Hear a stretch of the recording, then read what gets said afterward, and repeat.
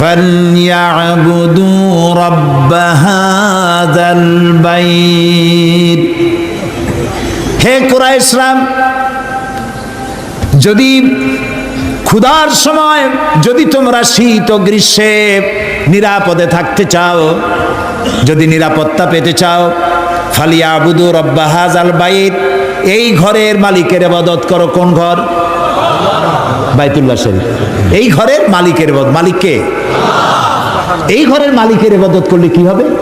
আল্লাহ তাআলা বলেন, আল্লাযী আত'আমাহুম মিন জু'ইন ওয়া আমানাহুম মিন খাউফ।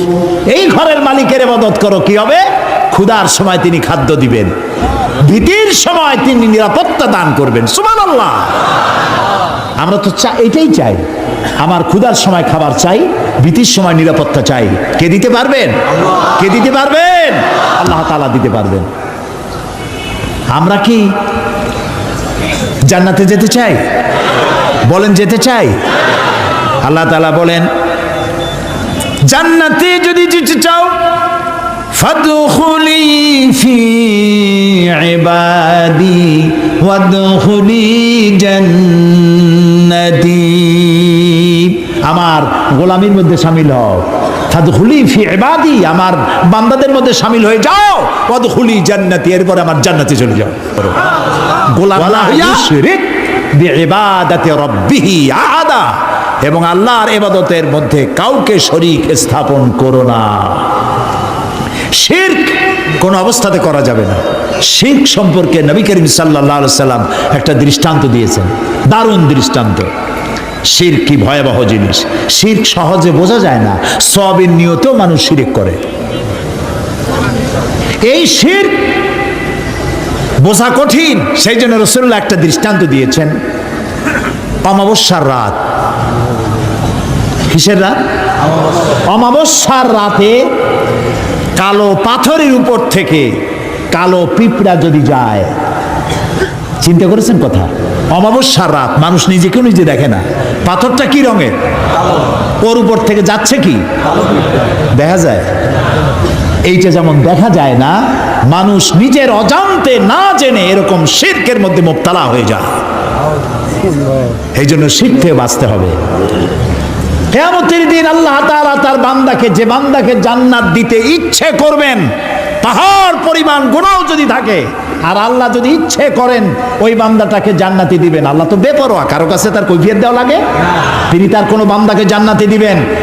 গুনাহ করেছে জীবনে বহুত, আল্লাহ বললেন তোরে মাফ করে দিলাম। কেউ বলতে পারবে যে আল্লাহ মাফ করলা কেন? না। আল্লাহ যদি মাফ করতে চান, ফেরেশতাকে বলবেন, ফেরেশতা দেখো তো তার আমলনামায় কোনো শিরক আছে নাকি। কোন শিরক যদি না থাকে, রিপোর্ট যদি হয়, আল্লাহ বলবেন মাফ করে দিলাম, যাও আমার জান্নাতে।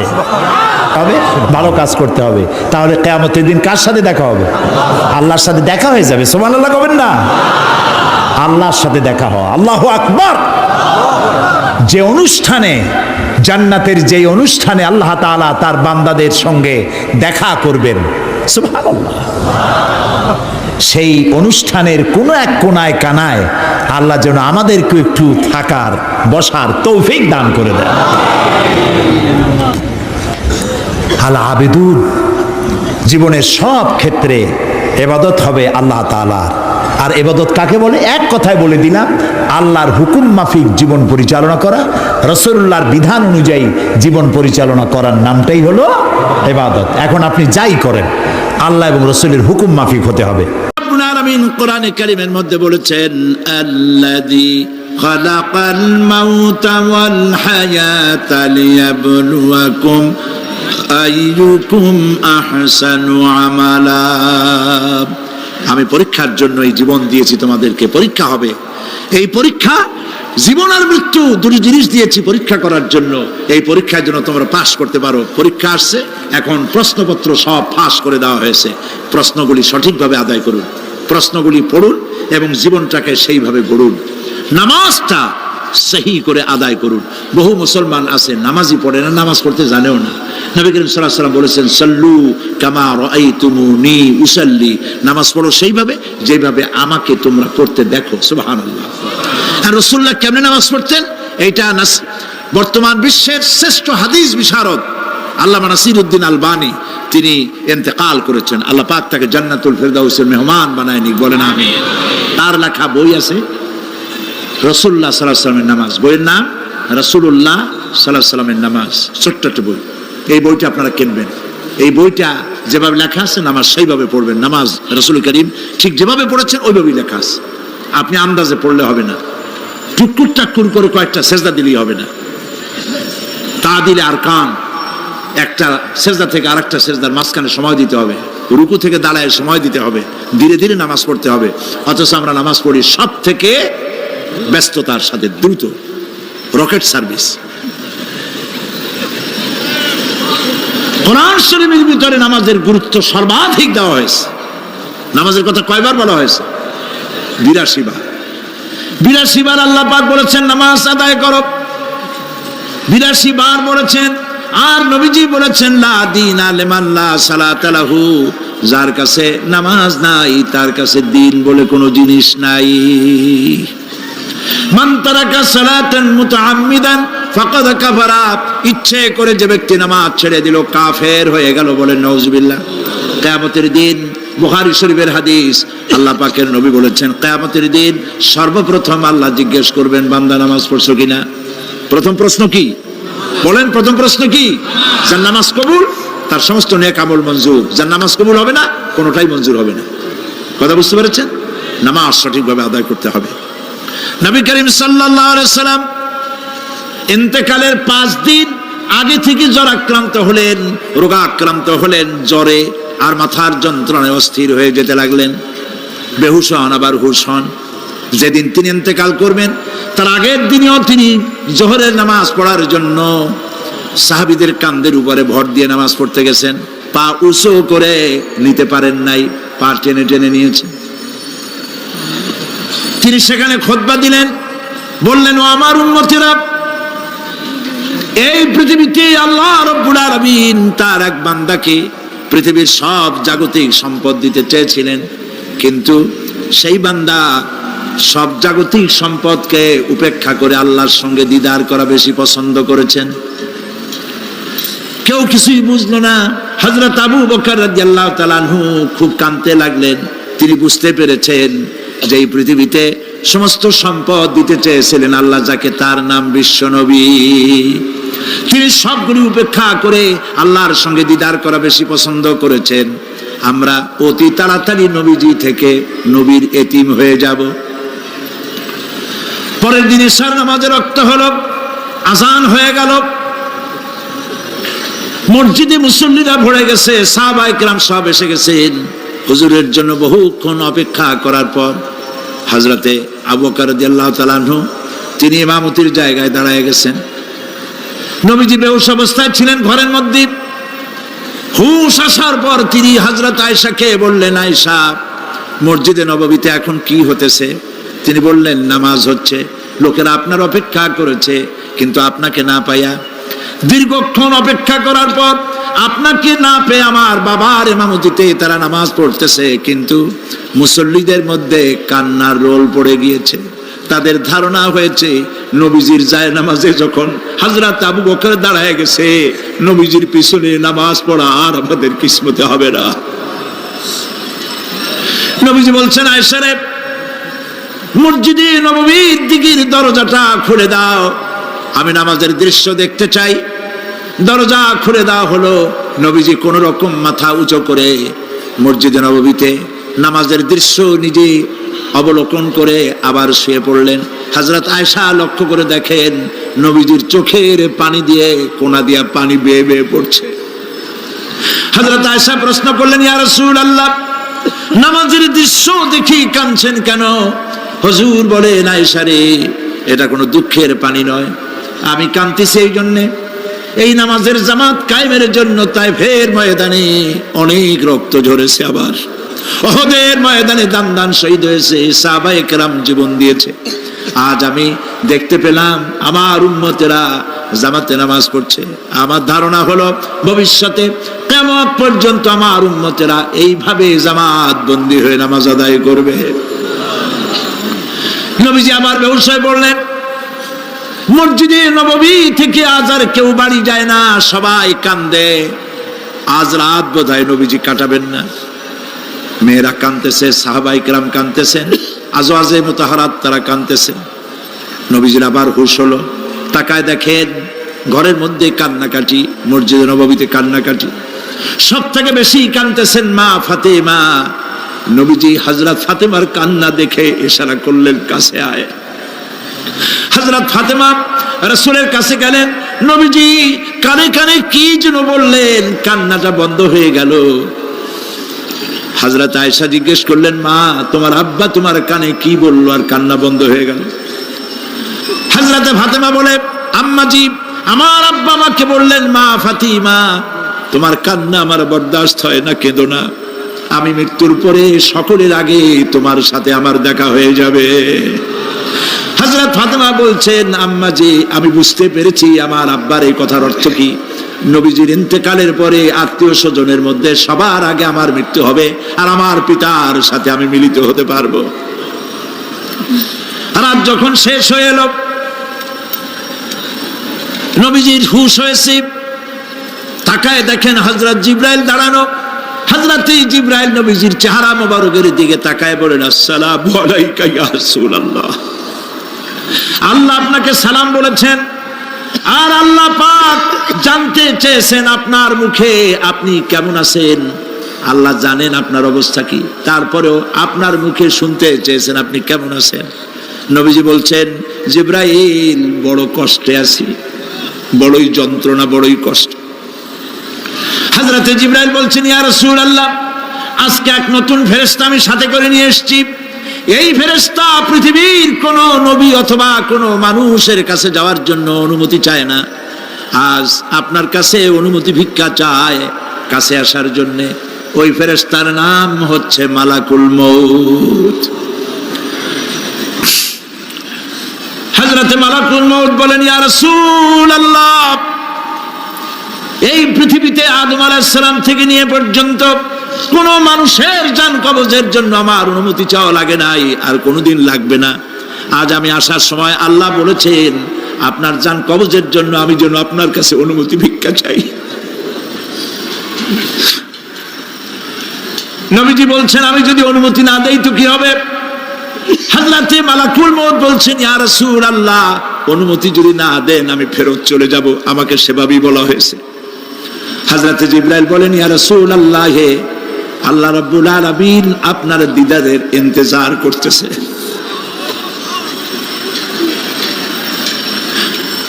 নবীজি বলছেন, মালাকুল মউত তুমি জান কবজের কাজ শুরু করো।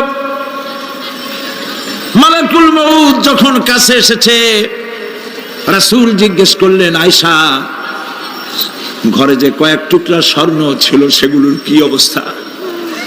ছোট ছোট 6 টুকরা স্বর্ণ ছিল। হযরত আয়েশা বলছেন, হুজুর আমি এগুলো রেখে দিছি। হুজুর বলছেন, না রাখতে পারবে না, আমার ইন্তেকালের আগে খয়রাত করে দাও। মুহাম্মদ সাল্লাল্লাহু আলাইহি ওয়াসাল্লাম আল্লাহর কাছে অবস্থায় উঠবে না যে তার ঘরের ভিতরে সোনা ছিল, দিয়ে দাও, খয়রাত করে দিয়ে দাও। হযরত মালাকুল মউত রাসূলের জান কবজ শুরু করে দিলেন। রাসূলুল্লাহ জীবনের শেষ কথা বললেন, আসসালাত আসসালাত ওয়া মা মালাকাত আইমানুকুম। আমার উম্মতেরা বিদায় লগ্নে বলে গেলাম, নামাজ নামাজ নামাজ ছেড়ে দিও না।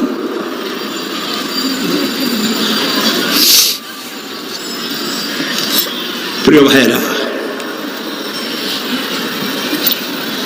নবী করিম সাল্লাল্লাহু আলাইহি ওয়াসাল্লাম জীবনের শেষ কথা বলে গেছেন নামাজ।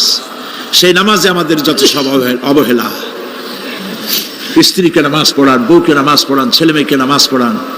দোকানদার ভাইরা যখন আজান হয়ে যাবে দোকান বন্ধ করে দেন, আপনি আপনার কর্মচারীরা নামাজ পড়তে যান।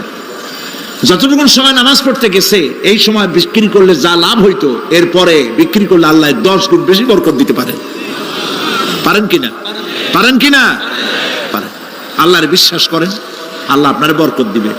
আপনার কর্মচারী, দোকানদারে, বাড়ি ঘরে স্ত্রী পুত্র পরিজন যারা আছে সবাইকে নামাজি বানাবার জন্য চেষ্টা করেন। নামাজ রোজা ইত্যাদি করুন। মিথ্যা বলবেন না, ওজনে কম দিবেন না, খাদ্যে ভেজাল দিবেন না, ঘুষ খাবেন না, ঘুষ দিবেন না, মানুষের উপর অত্যাচার করবেন না, কাউকে কষ্ট দিবেন না। মানুষ যেন আপনার ব্যবহারে কষ্ট না পায়। আল্লাহ পাক বলেছেন ওয়াকুলু লিন্নাসি হুসনা, মানুষের সাথে সুন্দর সুন্দর কথা কও। নবী করিম সাল্লাল্লাহু আলাইহি ওয়াসাল্লাম বলেছেন মানুষের সাথে যদি হাসি মুখে কথা বলো একটা সদকা দেওয়ার সমান সওয়াব হয়ে যাবে। মানুষকে ভালোবাসো, গরিবদের ভালোবাসো, তাদের অর্থ কড়ি দাও, পয়সা কড়ি দাও, তোমার যা আছে দিতে থাকো। কুয়ার পানি যত উঠাবেন তত কুয়ার পানি ভালো থাকবে, আর পানি উঠাবেন না কুয়ার পানি পচে যাবে। এই জন্য আল্লাহর রাস্তায় পয়সা যত ইনকাম হচ্ছে খরচ করতে থাকেন, আল্লাহ পাক দিতে থাকবেন। আল্লাহ পাক বলেছেন যে সদকার মালকে আল্লাহ বৃদ্ধি করে দেন, আর দান সদকা যারা করে না, যাকাত দেয় না, তাদের মালকে আল্লাহ ধ্বংস করে দেন, হালাক করে দেন। এগুলোর দাম নাই, অশান্তি বাড়বে, বউ কথা শুনবে না, সন্তানাদি কথা শুনবে না, মামলা মোকদ্দমা, অশান্তি আর অশান্তি। আর আল্লাহর পথে থাকুন, আল্লাহ শান্তি বাড়ায় দেবেন। আমরা বলি আমিন। প্রিয় ভাই সব, আমি কিছু আলোচনা আজকে আল্লাহ পাক যা করাইছেন এগুলি যেন আল্লাহ আমারে আমল করার তৌফিক দেন। আমি মাঝে মধ্যে ভয় পাই, একদিন তো এই খবর নিশ্চয়ই হবে যে সাইদি বিদায় হয়ে গেছে। সেদিন খালি হাতে যেন আল্লাহর কাছে না যাই, আমি যেন আসামি না হই যে আমি যা বলছি মানুষকে 40 বছর একটানা যা বললাম আমি নিজে আমল করতে পারি নাই। এরকম ভিক্ষুক যেন আমি না হই, আমি যা মানুষকে বলেছি আমি যেন তা আমল করতে পারি। আমি আপনাদের কাছে দোয়া চাই। আমরা কেউ বাঁচবো না, এই যে দেখা হলো আবার দেখা নাও হইতে পারে। সেই জন্য আমরা আমাদের জীবনকে যেন তৈরি করি। আপনারা কোরআন শরীফ পড়ুন, দিন শিখুন, ঈমান শিখুন, ভালো থাকুন, ভালো হয়ে চলুন। আল্লাহ রাব্বুল আলামিন পরীক্ষার জন্য আমাদেরকে এই ময়দানে ছেড়ে দিয়েছেন। প্রশ্ন কি হবে আল্লাহ সব বলে দিয়েছেন। প্রশ্ন কি হবে? তোমার যৌবন, এ ব্যাপারে প্রশ্ন করা হবে। কোন পথে ইনকাম করেছো প্রশ্ন করা হবে। কোন পথে খরচ করেছো প্রশ্ন করা হবে। দ্বীনের ইলম যতটুকুন হাসিল করেছিলে তার কতটুকুন নিজে পালন করেছো, আর দ্বীনের দাওয়াত কতটুকুন মানুষের কাছে পৌঁছায়ছো। প্রত্যেকটি ব্যাপারে কিয়ামতে আল্লাহর কাছে জবাব দিতে হবে। এই জন্য কবি বলছেন আমল সে জিন্দেগি বনতি হ্যায়, ये जन्नत भी व जहन्नम भी, ये खाके अपनी फितरत है ना नारी ना नूरी। মানুষের জীবন আমল দিয়ে গঠন হয়, আমল দিয়ে জীবন গড়ে। নইলে এই মাটির তৈরি দেহ জান্নাত আর জাহান্নামের কিছু দিয়ে তৈরি হয় নাই। আপনি ইচ্ছে করলে দেহটাকে জাহান্নামের জন্য উপযোগী করতে পারেন, ইচ্ছে করলে এই দেহটাকে জান্নাতের জন্য উপযোগী করতে পারেন। এটি আপনার ইখতিয়ারে আল্লাহ দিয়েছেন, আপনাকে বাধ্য করা হয় নাই যে সেজদা না দিলে ফেরেশতা এসে ঘাড়ের উপরে পিটাবে, সুদ ঘুষ জেনা করলে পরে ঠ্যাং পিটায় ভেঙে দেওয়া হবে না। আপনি বাধ্য নন। আপনি সম্মানিত জীব, আল্লাহ সম্মানিত প্রাণী আল্লাহ পাকের। সেই জন্য মানুষকে বাধ্য করা হয় নাই। অটোনোমাস বডি, অটোনমি দেওয়া হয়েছে, আপনাকে স্বাধিকার দেওয়া হয়েছে। চন্দ্র সূর্যের ব্যাপারে স্বাধিকার দেওয়া হয় নাই।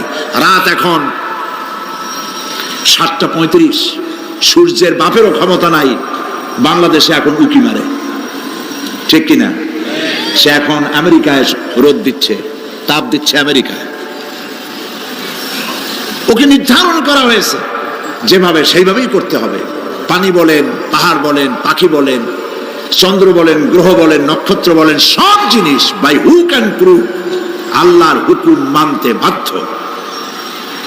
কোরআনে কারীম আল্লাহ পাক বলেছেন আফাগায়রা দীনিল্লাহি ইয়াবগুন ওয়া লাহু আসলামা মান ফিস সামাওয়াতি ওয়াল আরদি তাওআন ওয়া কারহা।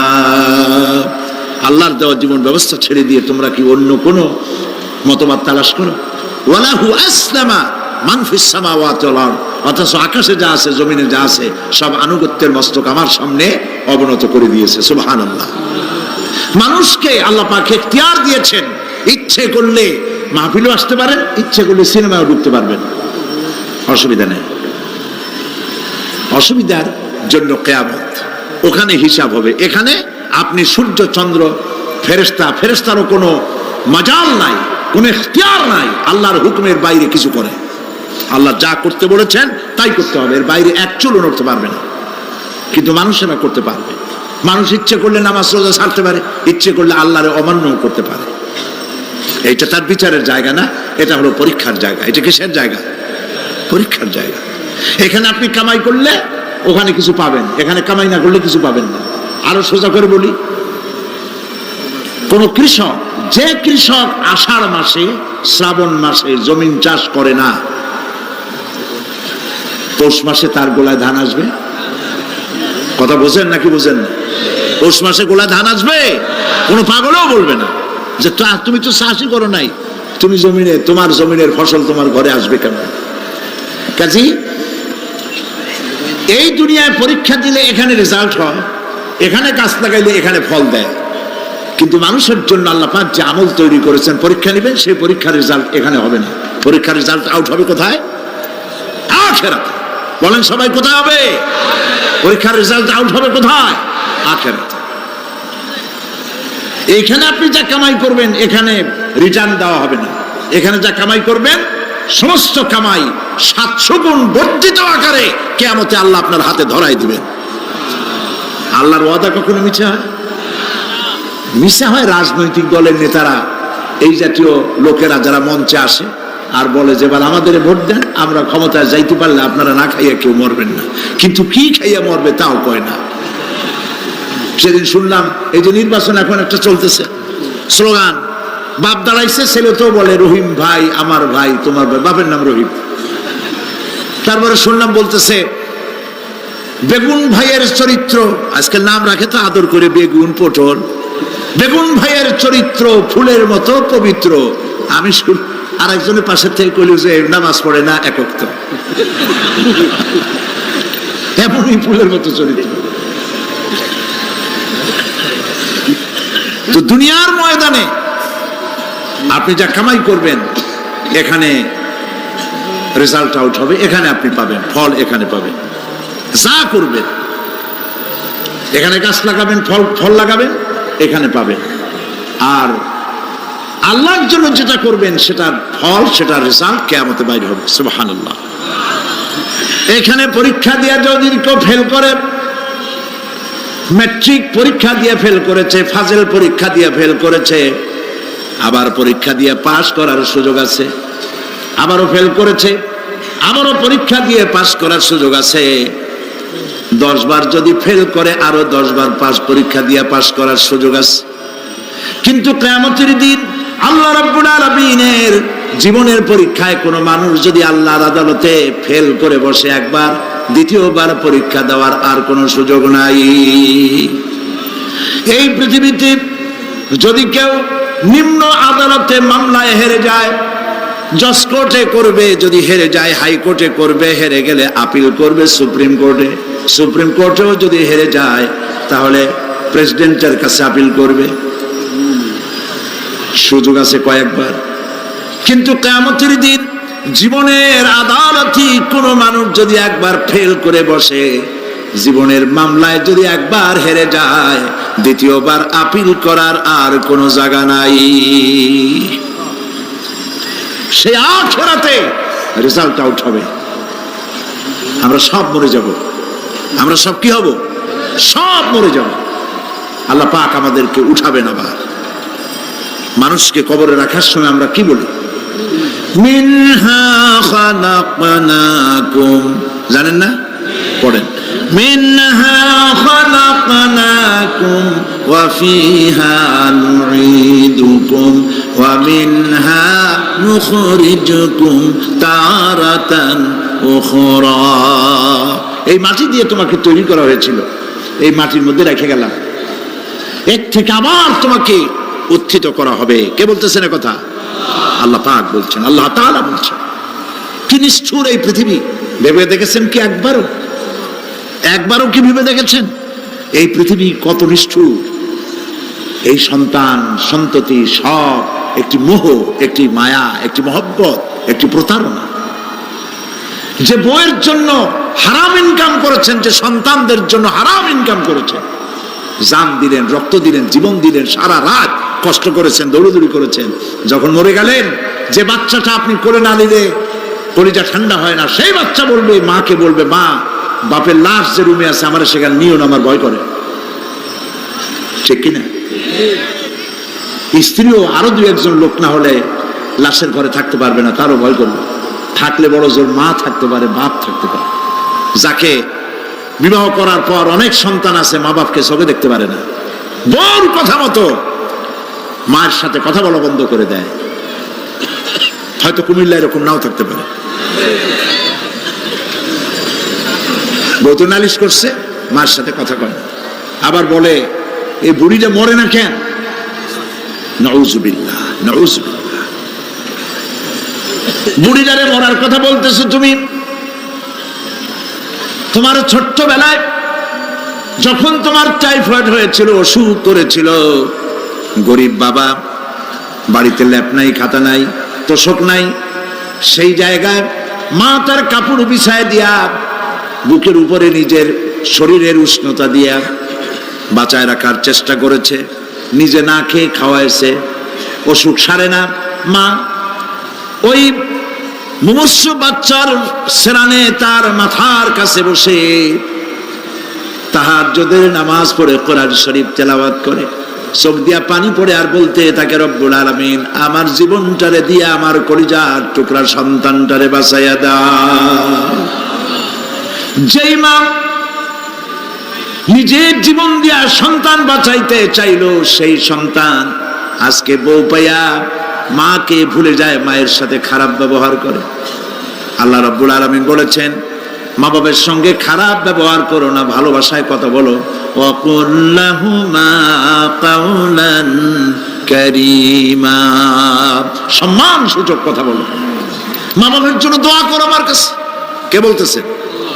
আল্লাহ তাআলা বলছেন দোয়া করো আমার কাছে এই ভাষায়, রব্বিরহামহুমা কামা রাব্বায়ানি সাগীরা। পড়েন সবাই, রব্বিরহামহুমা কামা রাব্বায়ানি সাগীরা।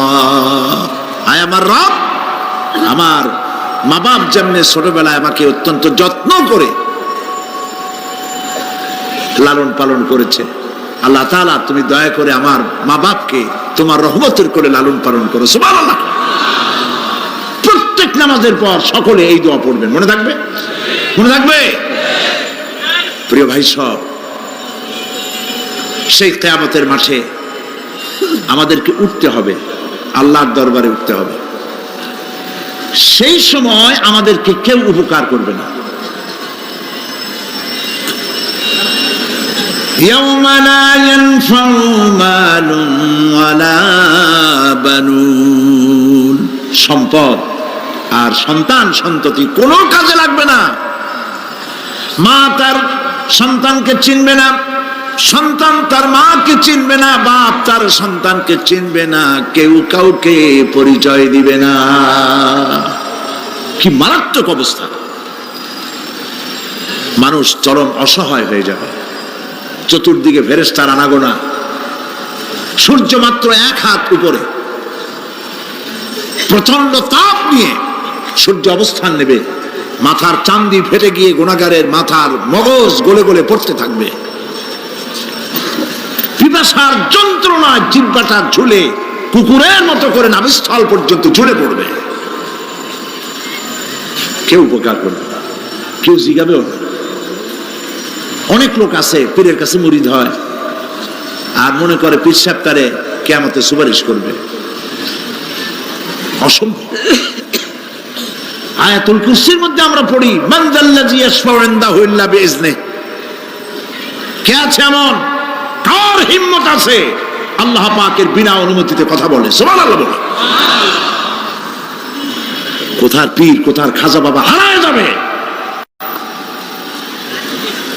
ইব্রাহিম আলাইহিস সালামের মতো পয়গম্বর কি মনে করে?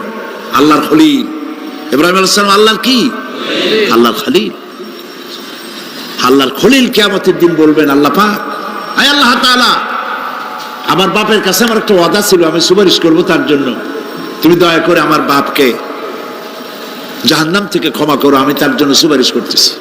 আল্লাহ তাআলা বলবেন, ইব্রাহিম তোমার সুপারিশ মঞ্জুর হলো না। কথা বুঝতেছেন না? বুঝতেছেন না? ইব্রাহিম আলাইহিস সালাম যদি বাপের জন্য সুপারিশ করতে না পারে, ইব্রাহিম আলাইহিস সালাম তিনি যদি তার বাপের জন্য সুপারিশ করিয়া যদি ব্যর্থ হন, আপনার পিসাব কোন কামে লাগবে চিন্তা করেন। নবী করিম সাল্লাল্লাহু আলাইহি ওয়াসাল্লামকে প্রশ্ন করা হয়েছে, হে রাসূল, আপনার আব্বা আম্মার অবস্থা কি হবে? কথা কি শোনেন নাকি? আপনার আব্বা আম্মার অবস্থা কি হবে? নবী করিম সাল্লাল্লাহু আলাইহি ওয়াসাল্লাম বলেছেন, আমি আমার আব্বা আম্মার কোন উপকারে আসব না। ইন্না লিল্লাহি ওয়া ইন্না ইলাইহি রাজিউন। তাহলে কোন সাহসে মনে করতেছেন কোন পীর কোন একটা বিদেশ থেকে দেশের থেকে একটা নাজিল হলো আর ওইটার পিছনে পিছনে দৌড়াবেন, সে আপনারা নাজাত দেবে, তার পায়ে চুমা খাবেন? এই পায়ে হাত দিয়ে কদম বুঝি করা বাদ দেন। টাকা ইনকাম করার জন্য মানুষকে ভুল পথে পরিচালিত করছে অনেক পীর, আছে না? এমন খালি মানুষে টাকা দেয়, জামায় অনেক পকেট, খালি টাকা নেয় সমানে ঢুকাইতে থাকে চতুর্দিক দিয়ে, বাইরে বোঝার উপায় নাই। কিন্তু অনেক পীর আছে এমন, ঢাকা শহরে বড় বড় মার্কেটের মালিক, আমি জানি বড় বড় মার্কেটের মালিক, বিরাট ব্যবসায়ী, জামা পরিষ্কার করে না 2 মাসেও, মানুষে দেখাবার জন্য গামছাটা নাকের কাছে ধরে ফত ফত করে আওয়াজ করে, মনে হয় যেন কাঁদতেছে। আজ বেশি আলতাসান্ন হাবিজাবি জিকির শিখায়, লা ইলাহা কতক্ষণ, ইল্লাল্লাহ কতক্ষণ, আল্লাহ আল্লাহ কতক্ষণ, কোথায় পাইছো? ইল্লাল্লাহ ইল্লাল্লাহ কিসের জিকির? ইল্লাল্লাহ মানে কি? আল্লাহ ছাড়া, আল্লাহ ছাড়া, আল্লাহ ছাড়া, আল্লাহ ছাড়া কি? কাজী রাসূলুল্লাহ যা করেন এগুলি বেদাত। এইসব পীরের পাশে যাবেন না, মনে থাকবে।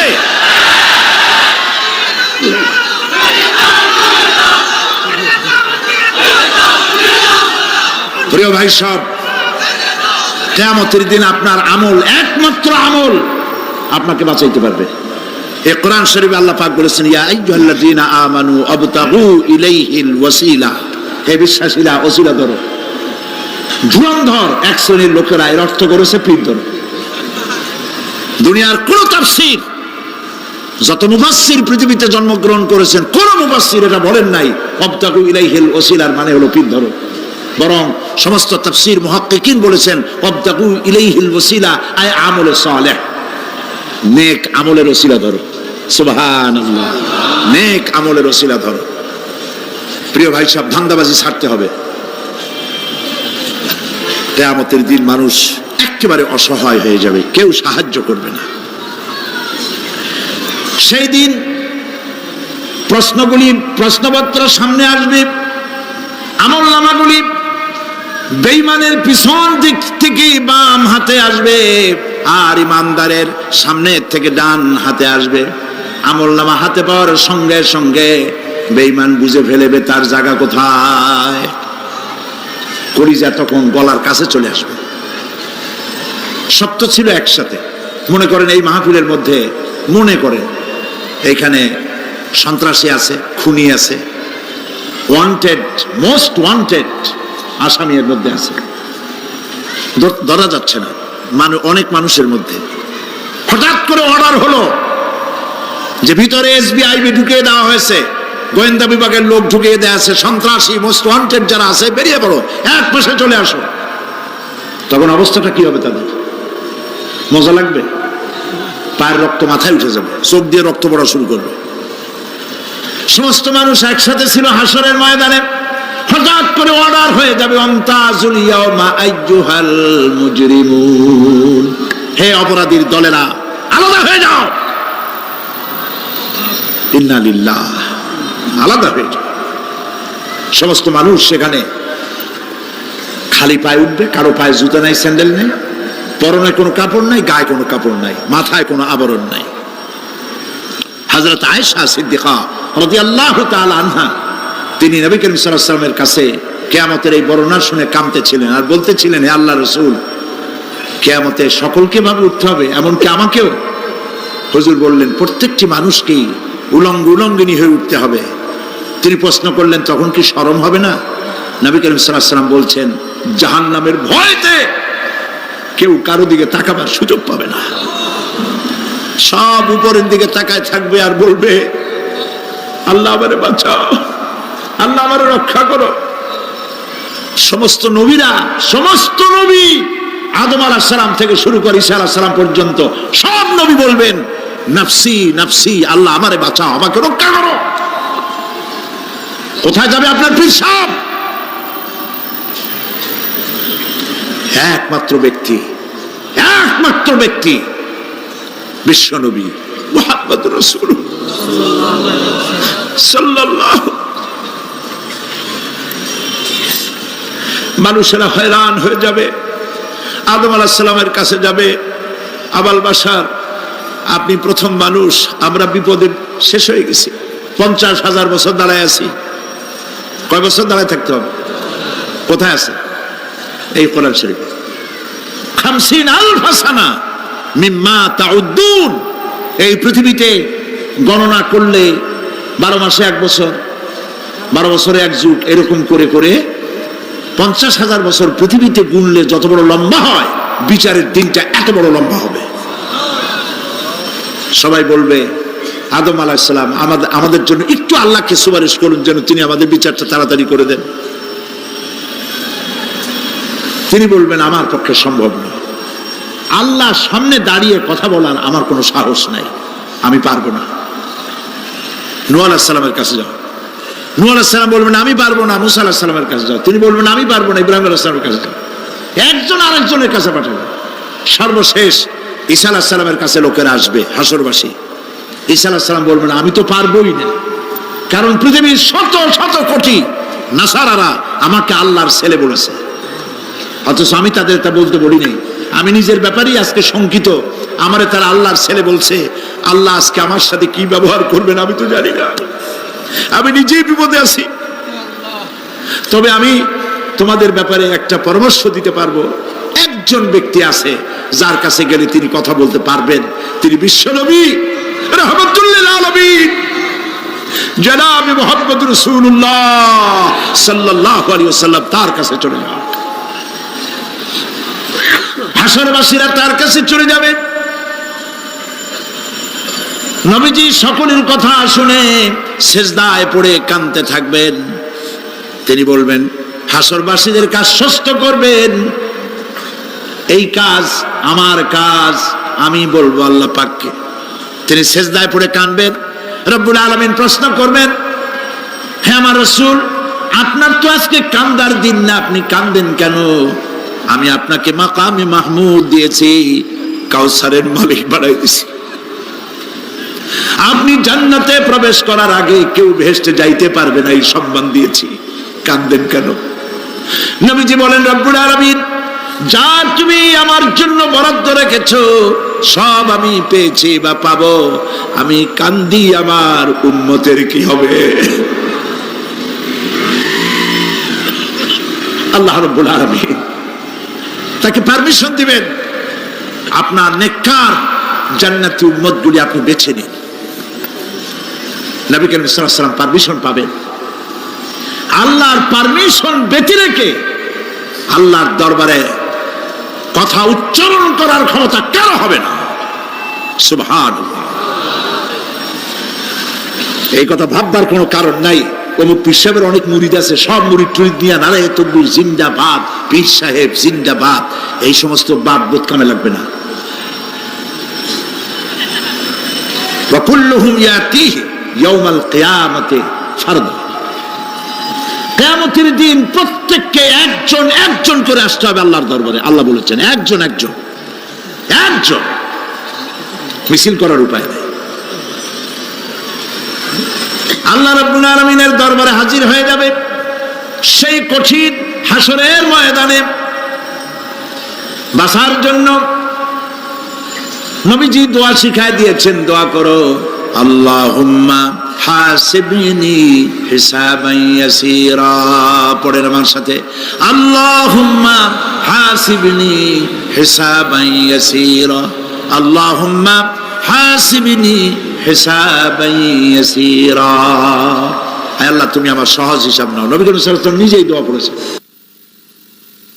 চিন্তা করেন, আল্লাহ পাক নিজে, আল্লাহ তাআলা তিনি নিজে প্রশ্ন করবেন এবং পাপগুলি দেখাই দেবেন, এই সব পাপ করছো। মানুষ আল্লাহর বান্দা ভয় চোটে কলজা গলা দিয়ে বেরিয়ে যেতে থাকবে। বেরিয়ে যেতে চাইবে, তার বাষ্পরুদ্ধ হয়ে আসবে, বলতে থাকবে আল্লাহ আমি করে ফেলেছি, আমি মাপ চাই, তোমার কাছে ক্ষমা ভিক্ষা চাই। আল্লাহ রাব্বুল আলামিন বান্দার কাকুতি বিরতির দিকে লক্ষ্য করে বলবেন, বান্দারে আমি তোকে ক্ষমা করে দিলাম। এটাই হলো হিসাব ইয়াসির, সহজ হিসাব। এই সহজ হিসাব কার কিসমতে আছে কার কিসমতে নাই তা আমরা কেউ জানি না। এই দুনিয়াটাকে আল্লাহ পাক বানাইছিলেন পরীক্ষা নেওয়ার জন্য। কি জন্য? পরীক্ষা নেওয়ার জন্য। পরীক্ষায় যার যে বয়স এখন আছে, এখানে আমার যা বয়স, আপনার যা বয়স, এই বয়সে যা যা করছি এখন হিসাব করেন। ছোটবেলায় কই মাছের কাঁটা গলার মধ্যে ঢুকছিল, তখন ক্লাস 2-তে পড়ি, এরকমের একটা ঘটনা মনে আছে কিনা? মনে নাই? অন্যের বাড়ির আম পাড়তে গিয়া বাড়িওয়ালার সামনে পড়ছিলেন, 2টা থাপ্পড় দিয়েছিল, এসব কথা মনে আছে না? আছে কিনা? এই ছোট্ট ছোট্ট কথাগুলি, কোন পুকুর পাড়ে আসার খাইছিলাম, কেডা মারছিল, সেই ছোট্টবেলা থেকে এই পর্যন্ত এই ছোট্ট কথাগুলি যদি মনে থাকে, তাহলে বড় বড় পাপ কি কি করছেন তা মনে নাই? তাহলে নিজের হিসাব নিজে করো। কিয়ামতে আল্লাহ পাক আমলনামা হাতে দিবেন, বলবেন পড়ো, ইকরা কিতাবাক, পড়ো তোমার আমলনামা। তুমি তোমার হিসাবের জন্য আজকে তুমি নিজেই যথেষ্ট। পড়ে দেখো কি করছো। ইন্না লিল্লাহি ওয়া ইন্না ইলাইহি রাজিউন। হযরত ওমর ফারুক রাদিয়াল্লাহু তাআলা আনহু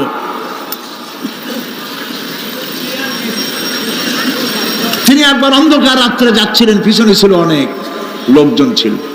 হাঁটতে হাঁটতে তিনি প্রশ্ন করলেন, আচ্ছা তোমাদের মধ্যে কি কেউ আছে এমন বলতে পারো যে কোরআন শরীফের মধ্যে সব থেকে হতাশাব্যঞ্জক আয়াত কোনটি? একজন জবাবে বললেন, অন্ধকার, পিছনে অন্ধকারের মধ্যে পিছন থেকে একজন জবাব দিল, ফামাইয়ামাল মিসকালা যাররাতিন খায়রান ইয়ারা ওয়া মাইয়ামাল মিসকালা যাররাতিন শাররান ইয়ারা। এর অর্থ হলো, পৃথিবীতে কেউ যদি ছোট্ট একটি পাপ নেকির কাজ করে, সরিষা পরিমাণ নেকির কাজ যদি করে সেটা দেখতে পাবে, সরিষা পরিমাণ পাপের কাজ যদি করে সেটা দেখতে পাবে। ওমর রাদিয়াল্লাহু তাআলা আনহু কাঁদতেছিলেন, কিয়ামতে সব নেকি আর পাপ যা যা করছি সব দেখানো হবে। ইন্না লিল্লাহি ওয়া ইন্না ইলাইহি রাজিউন। আল্লাহ তুমি মাফ করে দাও আমাদেরকে, আমরা বলি আমিন। কতক্ষণ হাঁটার পরে তিনি প্রশ্ন করলেন, আচ্ছা মুমিনদের জন্য কোরআনের মধ্যে সব থেকে আশাব্যঞ্জক কোন আয়াত কি আছে? পেছন থেকে আওয়াজ এলো, মুমিনদের জন্য আশাব্যঞ্জক একটি আয়াত আল্লাহ রাব্বুল আলামিন কোরআনের মধ্যে দিয়েছেন, সেটি হচ্ছে লা তাকনাতু মির রাহমাতিল্লাহ। আমার রহমত থেকে, আল্লাহর রহমত থেকে হতাশ হয়েও না, নিরাশ হয়ে যেও না। অর্থ হচ্ছে এই, আমরা পাপ করেছি, আমরা সবাই গুনাহগার কিনা বলেন? স্বীকার করি আমরা সবাই গুনাহগার কিনা? সবাই গুনাহগার। এই গুনাহগার মানুষগুলি যদি গুনায় তওবা করে, গুনার জীবনে করব না তওবা করে কেউ যদি আল্লাহর রহমতের দিকে এক বিঘত অগ্রসর হয়, হাদিসে কুদসির ভিতরে এসেছে আল্লাহ পাক বলেন, আমি আমার ওই বান্দার দিকে এক হাত আগায়া যাই। কোন বান্দা যদি গুনার তওবা করে আর যদি গুনাহ না করে আমার দিকে যদি হেঁটে আসে, আমার রহমত বান্দার দিকে দৌড়াইয়া যায়। আল্লাহর গজবের চাইতে রহমত বেশি। বান্দা তোমার গুনাহ যদি আকাশ সমান হয়, আল্লাহর, তোমার গুনাহ যদি পাহাড় সমান হয়, আল্লাহর রহমত আকাশ সমান। তোমার গুনাহ যদি আকাশ সমান হয়, আল্লাহর রহমত তার আরশে আজিম ছায়া গেছে। সুবহানাল্লাহ। মাপ চাও, ক্ষমা চাও, তওবা করো, জীবনে গুনাহ আর করব না। যে ব্যক্তি তওবা করবে, গুনাহ থেকে বাঁচবে, আল্লাহ তাদেরকে রক্ষা করবেন।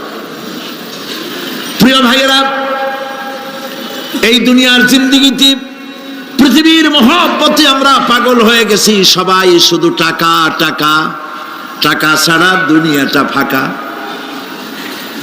দুনিয়া কা মজা লে লো, দুনিয়া তোমারি হ্যায়। খাও দাও ফুর্তি করো, দুনিয়াটা মস্ত বড়। এগুলি শয়তানদের কথা। কাদের কথা? শয়তানদের কথা। আল্লাহ বলেছেন কুলু ওয়া তামাত্তাউ, খা, জব্বার খাও, খা, খার ফুর্তি কর, মাতাউন কালিল সুম্মা মাওয়াহুম জাহান্নাম ওয়া বিসাল মাসির। সামান্য কয়েকদিনের জন্য দালান কোঠা বানাইয়া ফুর্তি কর, এরপরে জায়গা হবে জাহান্নামে। জায়গা হবে কোথায়? জাহান্নামে।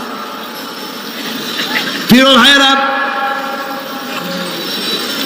এই দুনিয়াটার দৃষ্টান্ত একটা পরের স্ত্রীর মতো সুন্দরী যুবতী, রূপবতী, স্বাস্থ্যবতী পরের একটা স্ত্রী। এইটারে দেখে আফসোস করে কোনো লাভ আছে? জবাব দেন। যারা কথা বোঝেন তারা জবাব দেন।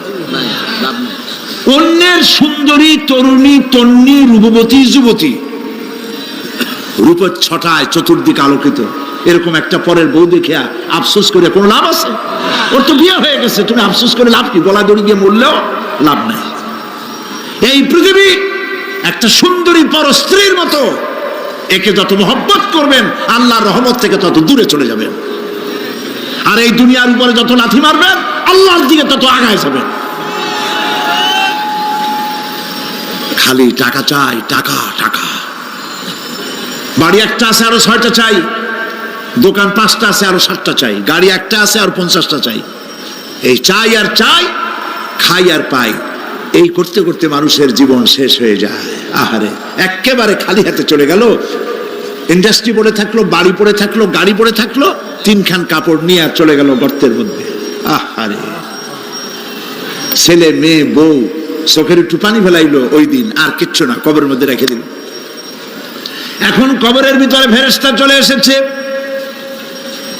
বেঈমান হয়ে যদি মারা যেয়ে থাকে, ঈমান নিয়ে মরে নাই, বেঈমান হয়ে মারা গেছে, কলেমা মনে আসে নাই, জিজ্ঞেস করা হবে মান রব্বুকা মা দীনুকা মান নাবিয়ুকা, কে তোমার রব, কি তোমার দিন, কে তোমার নবী? বেঈমান বলবে হায় হাতা লা আদরি, জানি না। নাউযুবিল্লাহ, বলে নাউযুবিল্লাহ, জানি না। এখানে আপনি মুখস্থ করে গেলেই যে ওখানে জবাব দিতে পারবেন এমনটি হবে না। আমল করতে হবে, আমল তৈরি করতে হবে। আমল মানে কিন্তু এইটা না যে আপনি বসে বসে তসবিহ পড়বেন। এটা লোকের আমল করে, যে লোকটা খুব আমলদার, খুব আমল করে। আমলের ইংরেজি হচ্ছে ওয়ার্ক, বাংলা হলো কাজ। তো কেউ বসে বসে কোনো কাজ নাই, তসবিহ টিপতেছে, এটা কিন্তু আমল হইল?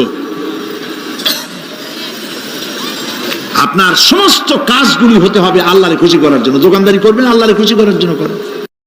আচ্ছা, ওখানে পরে আসতেছে। কবরের ভিতরে জবাব দিবে আমি কিছু জানি না। কিছুই যখন জানলো না, শাস্তি শুরু হয়ে যাবে। সিজ্জিনে তার রূহ রাখা হবে, এ মাটির দেহ মাটির সঙ্গে মিশে যাবে। কবরের মধ্যে কোনো প্রচন্ড শাস্তি বা জাহান্নামের আগুন ইত্যাদি দিয়েছি, প্রচন্ড কোনো শাস্তি হবে না। শাস্তি হবে কবর আযাব, আযাবুল কবর হক, আযাবে কবর হবে, তবে জাহান্নামের শাস্তির মতো হবে না। আসামি কনভিক্টেড না হওয়া পর্যন্ত, বিচার না হওয়া পর্যন্ত যেমন ফালায় রাখে জেলখানার কোন রুমে বা হাজতখানায়, ওই রকম সিজ্জিন নামক একটা জায়গা আছে, ওইখানে রেখে দেবে। শাস্তি হবে কিসের উপরে? রুহের পরে। অনেকে মনে করে যে কবর হলো ওই শুধু মাটির মধ্যে ওইটা, কিন্তু এইটার নাম শুধু কবর না। মানুষের জীবনের 4টে স্তর। কয়টা স্তর? একটা হলো আলমে আরওয়াহ, আরেকটি হচ্ছে আলমে আজসাম অথবা আলমে আসবাব, আরেকটি হচ্ছে আলমে বারজাখ, আরেকটি হচ্ছে আলমে আখিরাত। কয়টা হলো? 4টা। আলমে আরওয়াহ রুহের জগৎ, যেখান থেকে আমরা আসছি। আর আলমে আজসাম বা আলমে আসবাব হলো বস্তু জগৎ, যেখানে আমরা আছি। এরপরে মৃত্যু থেকে শুরু করে কিয়ামতের দিন পর্যন্ত যে সময়টা, এই সময়টার নাম হলো আলমে বারজাখ। বারজাখ শব্দের অর্থ হলো জবনিকা, পর্দা, স্ক্রিন, একটা পর্দার আড়ালে নিয়ে যাওয়া হবে।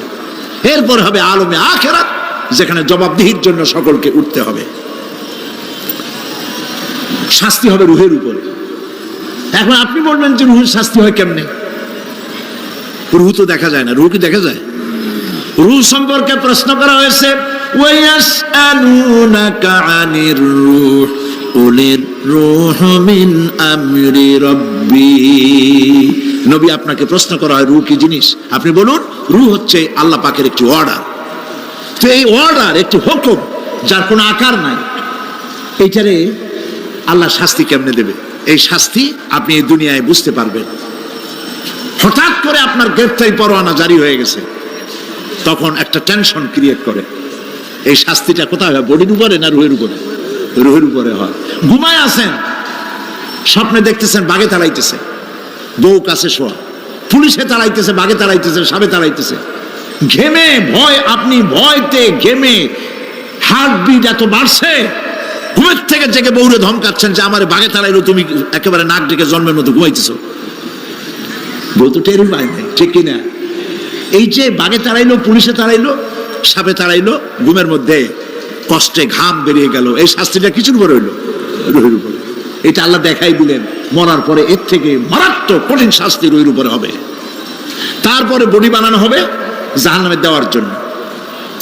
এগুলির ব্যাপারে আমি আলোচনা করেছিলাম চট্টগ্রামে এবছর সূরা নাবার তাফসীর করেছিলাম। সূরা নাবা, আম্মা ইয়াতাসাআলুন, 5 দিন তাফসীর করেছি। 31 জন হিন্দু খ্রিস্টান মুসলমান হয়ে গেছে এবার চট্টগ্রামে। নবী করিম সাল্লাল্লাহু আলাইহি ওয়াসাল্লাম বলেছেন, কেউ যদি দুনিয়ায় বেঁচে থাকা অবস্থায় কিয়ামতের দৃশ্য দেখতে চায়, সেজন্য সূরা নাবা, সূরা আত-তাকবীর, সূরা নাজিআত, সূরা আল-ইনফিতার, এই সূরাগুলি যেন পড়ে, তাহলে দুনিয়ায় জীবিত থাকা অবস্থায় কিয়ামতের দৃশ্য দেখতে পারবে। ঈমানদার ব্যক্তি, যে ব্যক্তি মরার সময় মুখে উচ্চারণ করতে পেরেছে লা ইলাহা ইল্লাল্লাহু মুহাম্মাদুর রাসূলুল্লাহ, জোরে সোরে পড়েন লা ইলাহা লা ইলাহা লা ইলাহা লা ইলাহা ইল্লাল্লাহু মুহাম্মাদুর রাসূলুল্লাহ। কালেমা পড়ে মারা গেল। এরপরে কবরের ভিতরে মুনকার নাকির ফেরেশতা এসে হাজির হয়ে যাবে, প্রশ্ন করবে মান রব্বুকা। ঈমানদার ব্যক্তি বলবে রব্বি আল্লাহ। বলেন রব্বি আল্লাহ। আমার রব কে? আল্লাহ না, আল্লাহ। মোহব্বতের সাথে বলেন আল্লাহ। কেউ যদি হৃদয়ের গভীর কন্দর থেকে, কলিজার মধ্য দিয়ে, মনের মণিকোটা থেকে একবার যদি গভীর রাত্রে জেগে একবার যদি বলে আল্লাহ, আল্লাহ পাক 70 বার সাড়া দিয়ে জিজ্ঞেস করেন, বান্দা কি চাও বলো, আমি হাজির। কি মজার নাম আল্লাহ! এর থেকে মজার নাম পৃথিবীতে নাই। এই মজা বেশি পাবেন তাহাজ্জুদের সময়। সুবহানাল্লাহ বলেন। রাত জাগতে শিখুন, তাহাজ্জুদের নামাজের অভ্যাস করুন। সমস্ত নবীদের উপরে তাহাজ্জুদ পড়া বাধ্যতামূলক ছিল। গভীর রাত্রে সব ঘুমানো, আপনি জাগুন, উযু করুন, একটা রুমের মধ্যে একা চলে যান, দরজা বন্ধ করে দিন, তারপরে 6 রাকাত 8 রাকাত নামাজ পড়ে কান ধরে আল্লাহর কাছে বলতে থাকেন, আল্লাহ, আমি এই সমাজের একজন নগণ্য মানুষ, তুমি দয়া করে আমারে কত টাকা দিছো, পয়সা দিছো, আমার মতো বিদ্যা জানাওয়ালা লোকেরা রিক্সা চালায়, অফিসে চাকরি করে, খাইয়া বউরেও ভালো কাপড় দিতে পারে না, তুমি আমারে কই থেকে কই নিয়ে আসছো বাবু, তার আমি শুধু নাফরমানি করছি, গুনাহ করছি, মিথ্যা কথা বলছি, আল্লাহ তুমি আমারে মাফ করো। গভীর রাত্রে গুনগুন করে নিজের কানে ধরে অপরাধ স্বীকার করে কাঁদতে থাকেন আর ডাকতে থাকেন, ইয়া আল্লাহু ইয়া রহমানু ইয়া রহিমু ইয়া হাইয়ু ইয়া কাইয়ুম। পড়েন ইয়া আল্লাহু ইয়া রহমানু ইয়া রহিমু ইয়া হাইয়ু ইয়া কাইয়ুম। ইয়া আল্লাহু ইয়া রহমানু ইয়া রহিমু ইয়া হাইয়ু ইয়া কাইয়ুম। চোখের পানি ফেলে। নবীজি বলেছেন, আল্লাহর ভয়েতে গুনাহ করেছিল সেই লজ্জা করে, আল্লাহর ভয়েতে, জাহান্নামের ভয়েতে মানুষ যখন কান্দে, চোখের পানি নাকের অর্ধেক আসতে না আসতে আল্লাহ পাক তারে মাফ করে দেন। আল্লাহ পাক। মা, বাচ্চা যদি কান্দে মা সইতে পারে? বলেন। মায়ের চাইতে আল্লাহর মহব্বত কম না বেশি? মহব্বতকে আল্লাহ পাক 100 ভাগ করেছেন। এক ভাগ সারা বিশ্বের মাঝে ছড়িয়ে দিয়েছেন, আর 99 ভাগ আল্লাহ তার নিজের মধ্যে রাখছেন। একটা ভাগ ছেড়ে দিলেন পৃথিবীতে, সেই ভাগের থেকে যেটুকুন মুরগি পেল, মুরগি তার বাচ্চা ঠেকাবার জন্য চিলের সাথে লড়াই করে, শিয়ালের সাথে লড়াই করে, গরু হাতির সাথে লড়াই করে, মানুষ তার সন্তানকে বাঁচাবার জন্য জীবনটাও দিয়ে দেয়। একটা ভাগের যতটুকুন পেলাম, সেই মহব্বত যদি আমার এত তীব্র হয় স্ত্রীর জন্য, সন্তানের জন্য, তাহলে 99টা ভাগ মহব্বত যে আল্লাহর কাছে বান্দার জন্য, তার দয়া কত বেশি। এই জন্য কবরের ভিতরে প্রশ্ন হবে, কে তোমার রব? মুমিন ব্যক্তি বলবে, রব্বি আল্লাহ, আমার রব আল্লাহ। ওয়ামা দীনুকা, তোমার দিন কি? বলবে, দীনুন আল ইসলাম। ওয়ামান নবিয়ুকা, তোমার নবীকে? ওই লোক বলবে, নবিয়ুনা মুহাম্মাদুর রাসূলুল্লাহ সাল্লাল্লাহু আলাইহি ওয়াসাল্লাম। হাদিসে এসেছে, ওই সময় নবীজির চেহারা মোবারক দেখানো হবে, প্রশ্ন করা হবে, মা কুনতা তাকুলু ফি হাদার রাজুল, এই লোক সম্পর্কে তোমার ধারণা কি? লোকটি বলবে, হাদা নবিয়ুনা মুহাম্মাদুর রাসূলুল্লাহ সাল্লাল্লাহু আলাইহি ওয়াসাল্লাম, ইনি তো আল্লাহর রাসূল, আমার নবী। সঙ্গে সঙ্গে গায়েব থেকে আওয়াজ হবে, ফাফরিশু বিল জান্নাতি ওয়ালবিসু বিল জান্নাহ। আমার ফেরেশতারা আমার বান্দার জন্য জান্নাতের বিছানা কবরের মধ্যে বিছায় দাও, আর আমার বান্দাকে জান্নাতের পোশাক পরায় দাও, জান্নাতের পোশাক পরায় দাও, জান্নাতের বিছানা বিছায় দাও, আর তার কবরটাকে প্রশস্ত করো, ইলা মাদ্দা বাসারা, যদ্দূর তার চোখের দৃষ্টি যায় অদ্দূর বড় বানায় দাও কবর। ফেরেশতারা বলবেন, নম কানাউমুল উরুস, দুলামিয়া যেমন বাসর সজ্জায় বউ নিয়ে ঘুমায়, তুমিও আরামে ঘুমায় থাকো, ইলা ইয়াউমিল কিয়ামা। ভাই সাহেব, এই পৃথিবীর সব ফাঁকিবাজি, মোহ, সব মোহ, স্ত্রী, পুত্র, পরিজন, মাল, ধন, কিচ্ছু না, কোনো দাম নাই। আল্লাহকে ভয় করুন, আল্লাহকে ভয় করে চলুন। ভয় তো করতে পারলাম না। এত বড় একটা রমজান মাস চলে গেল, রোজা আসছিল তাকওয়া সৃষ্টি করার জন্য, সারা জীবন রোজা রাখলাম, মুত্তাকি হইতে পারলাম না। এটা ঠিক কিনা বলুন? সারা জীবন রোজা রাখলাম, মুত্তাকি হইতে পারি নাই। এখনো মিথ্যা কথা বলি, ওজনে কম দেই, খাদ্যে ভেজাল দেই, কথা ঠিক কিনা? মিথ্যা কথা বলতেছেন। মিথ্যা কথা বলা কবিরা গুনাহ, মিথ্যা কথা বলা সমস্ত গুনার মা। কোথায় কোথায় মিথ্যা বলা হচ্ছে? দোকানদারি করতেছেন, কষ্ট করে মাল কিনছেন, লাভের জন্যই তো কিনছেন, মিথ্যা কোন কেন? ওজনে কম দিচ্ছেন, ভেজাল দিতেছেন, ভেজাল দিয়া কম দিয়া কয় টাকা উপার্জন করবেন? আর কতগুলি খাইতে পারবেন আপনি? চাউলের মধ্যে তুষ দিলেন, কুড়া দিলেন, পাথর দিলেন। আহারে মুসলমান, কি কপাল পোড়া! ওজন দিতে গিয়া একটু খিস দিয়া ধরে যেদিকে পাথরটা, আর মালটা যেদিকে সেদিক টেটু নিচু করে দেয়। যে কেনে সে মনে করে মাশাআল্লাহ, লোকটা তো খুব ভালো, আমার তো বেশি দিছে। কিন্তু বাড়ি যেয়ে দেখবেন আপনারা 14 গ্রাম কম দিছে। ও 14 গ্রাম তো না, এখন তো গ্রাম বলে, আগে তো আমরা ছটাক মটক বলছি, এখন গ্রাম বলে সুবিধার জন্য। এগুলি কি আমি বানায় বলতেছি না? কথা ঠিক। লাভটা কি? কি লাভ?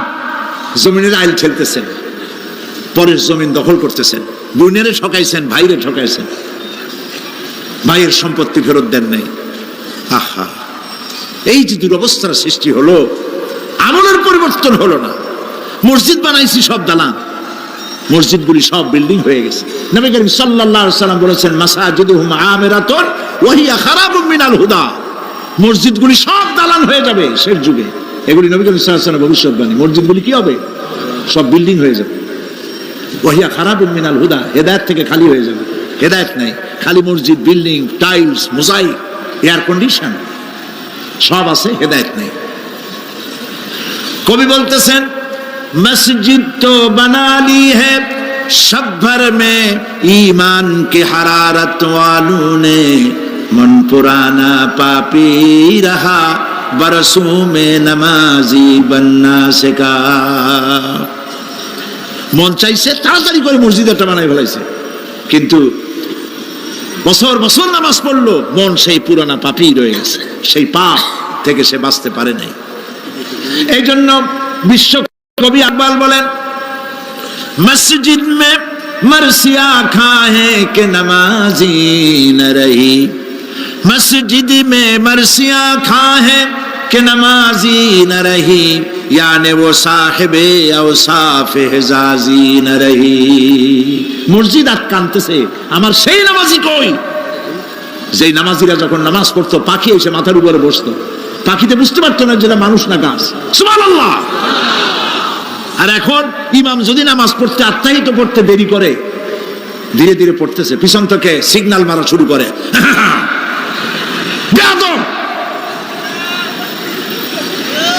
ইমাম যদি নামাজের মধ্যে, ইমামকে কখনো গলায় কাশি দিয়ে আপনি ডিকটেট করতে পারবেন না, বেয়াদবি, নামাজ নষ্ট হয়ে যাবে। অনেকে করে কিনা বলো, ওর নিজেরটা শেষ হয়ে গেছে এই জন্য ইমাম করে না কেন, সেই জন্য কাশি দেয়। এটা ফাজলামি করার জায়গা নয়। প্রিয় ভাই সব, সুতরাং আমল যদি ভালো না হয় মসজিদ সুন্দর বানায় লাভ হবে না। আমল যদি ভালো না হয় সুন্দর জামা টুপি পরে কোনো লাভ হবে না। শরীরে হয়েছে ক্যান্সার আর মাথায় মাখতেছে লক্ষ্মী বিলাসের তেল, লাভ আছে? বলেন লাভ আছে? কোনো লাভ নাই। আমল পরিবর্তন, মিথ্যা ছাড়তে হবে, মিথ্যা ছাড়তে হবে। ওয়াদা করতে পারবেন যে মিথ্যা আর বলবো না? পারবেন? ওজনে কম দেব না, ওয়াদা করতে পারবেন? জমিনের আইল ঠেলবো না, পরের হক নষ্ট করবো না, অহংকার করবো না, পারবেন? তাহলে জান্নাতের রাস্তা ক্লিয়ার হবে, নইলে ক্লিয়ার হবে না। ওয়াদা করি, বলেন ইয়া আল্লাহ। দুই হাত উঁচু করেন, বলেন ইয়া আল্লাহ, তোমার পবিত্র নামে কসম করি, ওয়াদা করি, যতদিন পর্যন্ত মালাকুল মউত আমার মাথার কাছে না আসতেছে, ফরজ নামাজ, ফরজ রোজা ছেড়ে দেব না। ইয়া আল্লাহ, আর মিথ্যা কথা বলবো না, ওজনে কম দেব না, খাদ্যে ভেজাল দেব না, অধীনস্থ নারীদেরকে বেপরদা রাখবো না, অহংকার করব না, সুদ খাবো না, সুদ দেব না, ঘুষ খাবো না, ঘুষ দেব না, শিরক করব না, বেদাত করব না। আল্লাহ তাআলা তুমি দয়া করে আমার ওয়াদা কবুল করো, আমিন। হাত নামা, আল্লাহ পাক কবুল করুন, সবাই বলেন আমিন। যদি এই ওয়াদা পালন করতে পারি জান্নাতের রাস্তা ক্লিয়ার হয়ে যাবে। আর ওয়াদা পালন করতে পারবো না, ওয়াজের মাহফিল আইসা কোনো লাভ নেই। বছরের পর বছর ওয়াজ শুনবেন, আমলের পরিবর্তন হবে না, কোনো লাভ নাই। দোকানদারেরা ওজন টোজন ঠিক মতো দেন, মিথ্যা কথা বলা বাদ দেন, ওজন একটু কমাইয়ে কমাইয়ে দিয়া, খাদ্যে ভেজাল দিয়া কোনো লাভ নাই। এগুলি আপনি কবরে নিতে পারবেন না, শুধু পাপ আর পাপ। কথা বুঝে আসছে আপনাদের? প্রত্যেকটি মানুষকে তাওহীদবাদী হতে হবে, শিরক মুক্ত হতে হবে। শিরক হলো মাজারগুলিতে গিয়ে মনের আশা আকাঙ্ক্ষা সেখানে বলা, এটি হচ্ছে শিরক। এই কাজ আপনারা করবেন না। কুমিল্লা কি মাজার আছে? আছে? কোন মাজারে যাবেন না, কোনোদিন যাবেন না, কোনো প্রয়োজন নাই। বিপদে পড়েছেন, উযু করবেন, মসজিদে চলে যাবেন, সুবহানাল্লাহ বলেন। মসজিদে গিয়ে 2 রাকাত কাজায়ে হাজতের নামাজ পড়বেন, আল্লাহর কাছে কাঁদবেন। মাজারে যিনি শুয়ে আছেন বিশ্বাস করেন, কোরআন শরীফ আমার সামনে, বিশ্বাস করুন, যিনি কবরে শুয়ে আছেন আপনাকে 4 পয়সার উপকার করতে পারবে না। মাঝখানে আপনি শিরকের গুনাহ নিয়ে আল্লাহর দরবারে হাজির হবেন। মাজারে টাকা দিবেন না, পয়সা দিবেন না, মানত করবেন না। মাজার একটা ব্যবসা। মাজার আজকাল কি? মাজার আর রস সব ব্যবসা। আপনারা এইসব কাজে যাবেন না। আগরবাতি, মোমবাতি, চাদর দেওয়া, মশারি দেওয়া, এগুলো মুসলমানের কাজ না। হিন্দু, খ্রিস্টান, বৌদ্ধ যা করে আমরা কি তা করতে পারি? জোরে বলেন, পারি? কবরে যদি একটু চিন্তা করেন ভাইরা, মাথাটা একটু খাটান, কবরে যদি চাদর দেওয়াই লাগে তাহলে রাসূল কারীম সাল্লাল্লাহু আলাইহি ওয়াসাল্লামের কবরের উপরে সোনার সুতা দিয়ে চাদর দেওয়া উচিত ছিল। তুলার সুতা না, সোনার সুতা। আর ওই রকমের দেওয়ার সিস্টেম হলে উম্মতেরা সোনার সুতা না, নিজের বুক নিজে ভাইয়া কলিজা পার করে রাসূলুল্লাহর কবরের উপর দিয়ে দিত। নবীর পরে সম্মান সাহাবায়ে কেরাম, সাহাবায়ে কেরামদের কবরের উপরে চাদর নাই, আগরবাতি নাই, মোমবাতি নাই, গোলাপ পানি নাই, গম্বুজ নাই। মাজার একটা হইছে, সেটার গম্বুজ বানাইতে হবে। কেন গম্বুজ বানাবে? দরকারটা কি? তওবা করুন, জিন্দেগিতে আর কোনোদিন মাজারে কোনো সাহায্য করবেন, এক পয়সাও না। টাকা পয়সা দিবেন, টাকা পয়সা দিবেন, এতিমকে দিবেন, ভিক্ষুককে দিবেন, বিধবাকে দিবেন। পরীক্ষা দিতে পারে না, ফি দিতে পারে না, পরীক্ষা দিতে পারছে না, ওরে দেন। বাড়িতে চাল নাই, পানি পড়ে, ওরে দেন। অন্ধ মানুষকে দেন, লুলাকে দেন, এতিমখানায় দেন, মাদ্রাসায় দেন, টিউবওয়েল বানায় দেন যেখানে পানি নেই। এই সব কাজ করেন, সব হবে। সুবহানাল্লাহ। মাজারে, কোন মাজারে, আজকের মাহফিলে যত লোক হাজির হয়েছেন, কোন মাজারে কোনো টাকা পয়সা, আগরবাতি, মোমবাতি, চাদর জিন্দিগিতে দেবেন না। কারা দেবেন না? হাত উঁচু করে দেখা। আলহামদুলিল্লাহ। হাত নামা, হাত নামা।